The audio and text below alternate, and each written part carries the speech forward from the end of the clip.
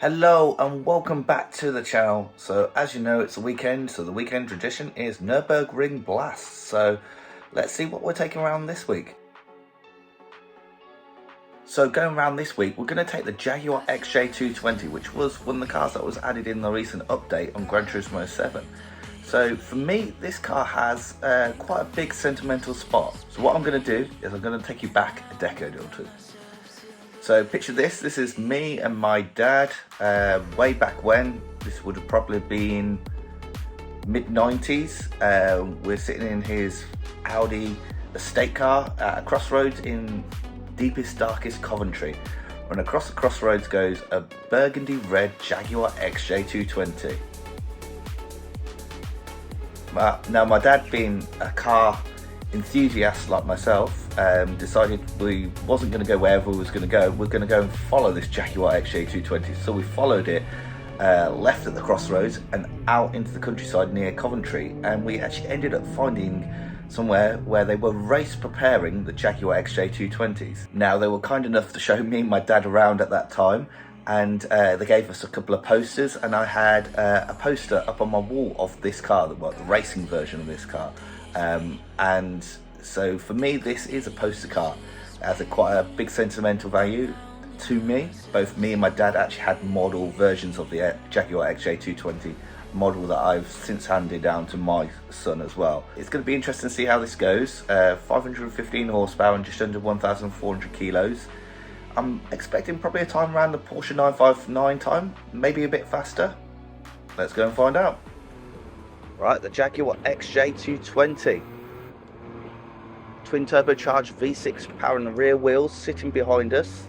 Remember when this was first unveiled, it was going to be V12 and four-wheel drive. How things didn't live up to the expectation there. Right into the first corner, holding second gear, try and get on the power. You can see quite a lot of understeer in the car. Up to third, down the hill we go. Tap a brake, get the weight over the nose. Come on, come on, come on. Just doesn't want to bite quite yet. Use all of third gear and then hard on the brakes. Go to second for this little technical section. Now what's quite interesting about this car compared to a lot of the cars we've been driving recently is this is only a 5-speed gearbox, which if it was maybe a top speed of 155, 150, it wouldn't be so bad, but with it being 220 odd, it means the gears are very long. The V6 does a good job with its torque to try and make up for that, but it still doesn't. Up to fourth though, flat across flooding plats, have a brake, get the nose in, back on the power when we can. Come on, come on, come on. Torque build, there we go. Right, flat out we go towards Schrevenkreuz. This is definitely a straight line bullet type of car. Okay, good Schrevenkreuz, this will not be flat. Dab a brake, get the nose in. Come on, bike please. Yeah, there we go, and then hard on the brakes. All the way down to second, almost missed the apex completely and went off the track. There we go. Flat out through the foxholes. This is where it should try and pick up some of its time. Up to fourth. Yes, rides the bumps nicely. I have to say the suspension's quite soft and supple on that way. And then on the brakes, up over the rise. All the way down to second already. And then hard on the brakes into the chicane. Oh, just a little bit of a slide from the front end. Car feels like almost you want to go down into first for those kind of corners. Right, flat out past the Rebel Tree we go. You can see the steering wheel's quite big in this car, and that's like a legacy of, in the 90s, Jaguar weren't making sports cars, they were making executive cars that wafted down the street, and you'd have nice big steering wheels, make the steering nice and light and supple. And in a sports car like this, it shows it out of its place.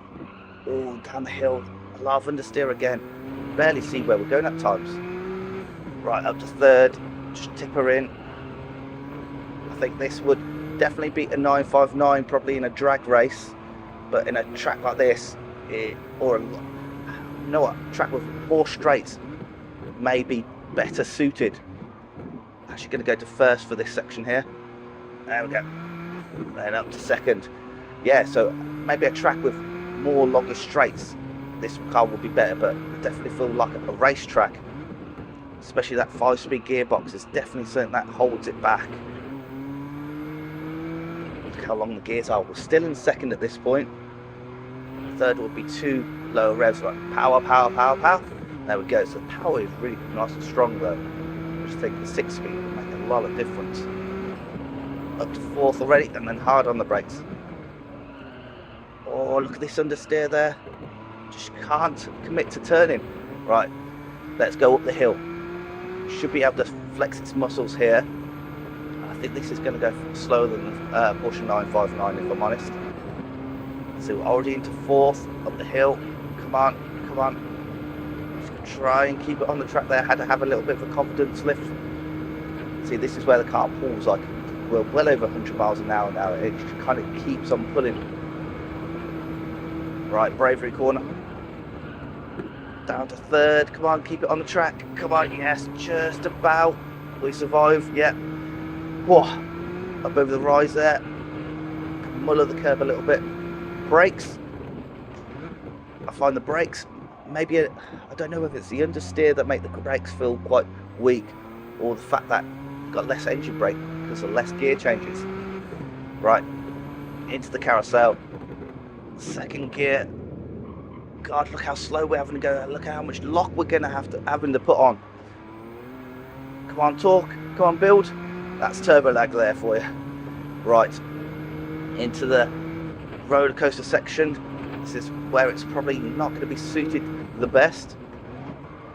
In fact, we're already in 2nd gear. Like normally you wouldn't be in 2nd gear through here in any other car that I can think of.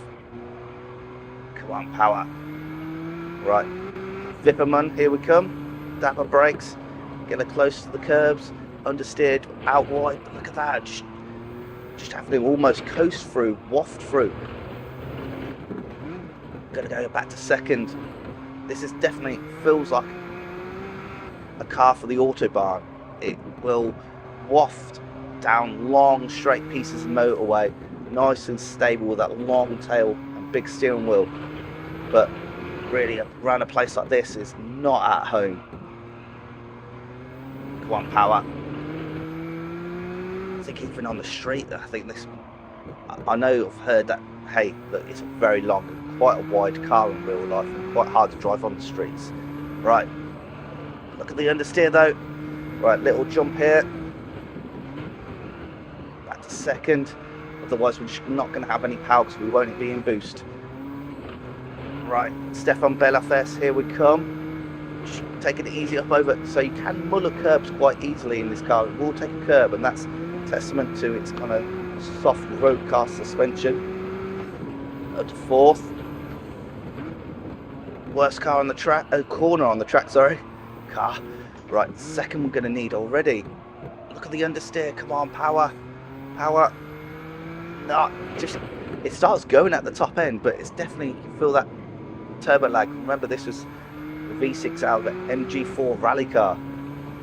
Right, up onto the final corner before Schredenkreuz. We're going to take 2nd just because I want to have the response to the engine. I don't want to be having it quite so dull that it is in 3rd gear at times. So there we go.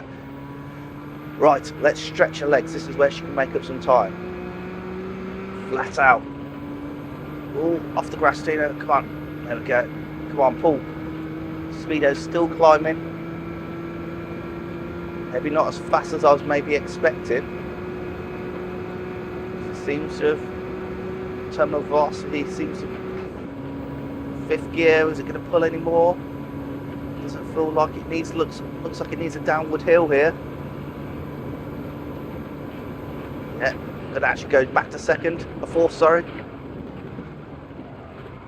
Hard on the brakes, all the way to 2nd for this section here. Getting the understeer, killing us here. Final corner, let's get around. On the power, come on, power. Flash the lights, power. Across the start finish line. Whoa. Oh, changed the view. And then we crashed. Wow, that was some hard work. Wow, I come into all the Nürburgring glass cars without really driving them much, and I haven't driven this other than in a controller in the first look video. And wow, this was a workout. It's very different to the Porsche 959. I thought it would be quite similar, but very, very different. A lot more effort on the steering wheel, a lot more understeer. The 5-speed gearbox, wow, that takes a lot getting used to. Going through corners like this in second gear, when often you could be in third or sometimes even fourth in some of the modern cars. That was really interesting. But let's see how it's done against the pantheons of the greats. So that's a 7 minutes 22. So let's have a quick look where that sits. I don't think that's anywhere near what the Porsche 959 did last time we did this. Okay, I stand completely corrected. I was expecting like a 7:45, and then when I saw 7:22, I was thinking 8:22. But this is a 7 minute 22. The Porsche 959 was like a time of 7:37. That's 15 seconds faster than the Porsche 959. That's really stunned me. So we're looking, that's the same sort of time as a Audi TCR car, which meh, but that's a full-on race car, and it's gone faster than the Porsche 911 GT1, which is a similar sort of car to this, and the Ferrari Enzo, and the Porsche 959. So wow, I'm genuinely stunned. Where did this car find its time?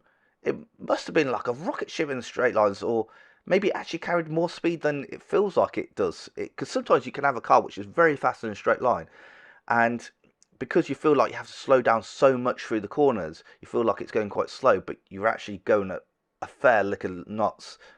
Wow. Let me know in the comments down below why you think this car was faster than some of those other cars. So I hope you enjoyed this video here today. If you did, slam a like, slam a thumbs up. If you didn't, that's perfectly fine. Put a thumbs down. Just put in the comments down below how I can do it better. And I hope you'll join us again on the next one. Until then, goodbye.